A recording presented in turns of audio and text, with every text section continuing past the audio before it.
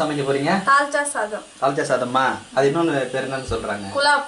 சரி, என்ன பண்ண போறீங்க? தேவையான பொருள்: வெங்காயம், தக்காளி, பச்சை மிளகாய், புதினா தழை, தேங்காய் பால், இஞ்சி பூண்டு பேஸ்ட், பட்டை கிராம்பு. நெய் ஊற்றிக்கிறோம்.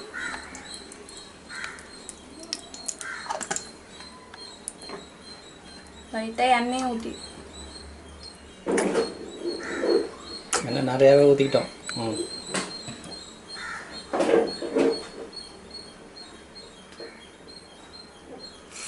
பட்டை கிராம்பு போட்டுக்கிறோம். பட்டை கிராம்பு சோம்பு ஏலக்காய் வெங்காயம்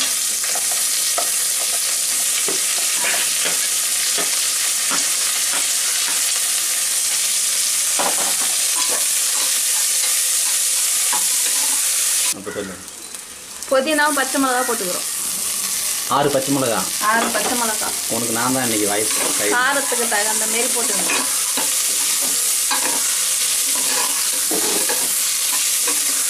இப்போ இஞ்சி பூண்டு பேஸ்ட் போட்டுக்கிறோம். இஞ்சி பூண்டு பேஸ்ட்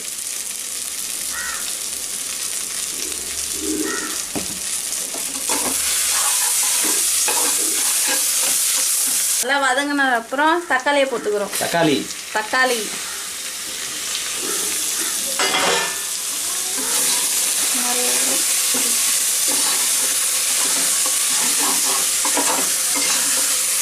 ரெண்டு படி அரிசிக்கு 2 படி தண்ணியை ஊற்றிக்கிறோம்.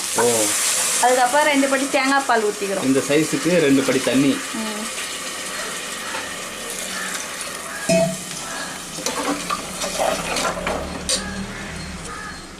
அதே அளவு தேங்காய் பால். 2 படி.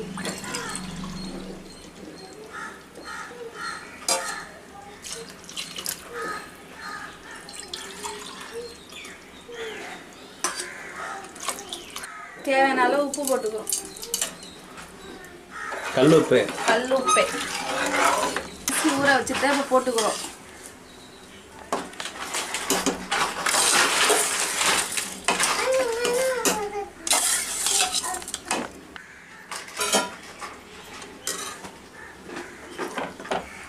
அரிசியை நல்லா கலந்து விட்டுக்கணும்.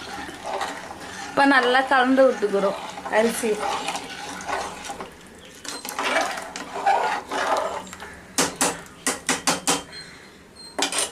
அவ்வளோதானே? விசில் போட வேண்டியதுதானே? இப்போ விசில் போடு. இப்போ குக்கர் மூடியை போட்டுக்கிறோம். இங்கே ஆய் வந்தாலும் விசில் போட்டுக்கிறோம். இப்போ விசில் போட்டுக்கிறோம். இப்போ 2 விசில் வந்தாலும் ஆஃப் பண்ணிக்கிறோம். 2 விசில் வந்தாலும் குக்கர் ஆஃப் பண்ணிடணுமா? சரி, இப்போ ஓப்பன் பண்ணிக்கிறோம். ஓகே ஃப்ரெண்ட்ஸ், தால்ச்சா சாதம் நல்லா வெந்திருக்கு. சாப்பாடு வந்துச்சா? ஓகே, தண்ணியெல்லாம் கரெக்டாக வச்சுக்கிறோம். நல்லா சாதம் குழப்பம்னா அவளை கரெக்டான இதில் இருக்குது.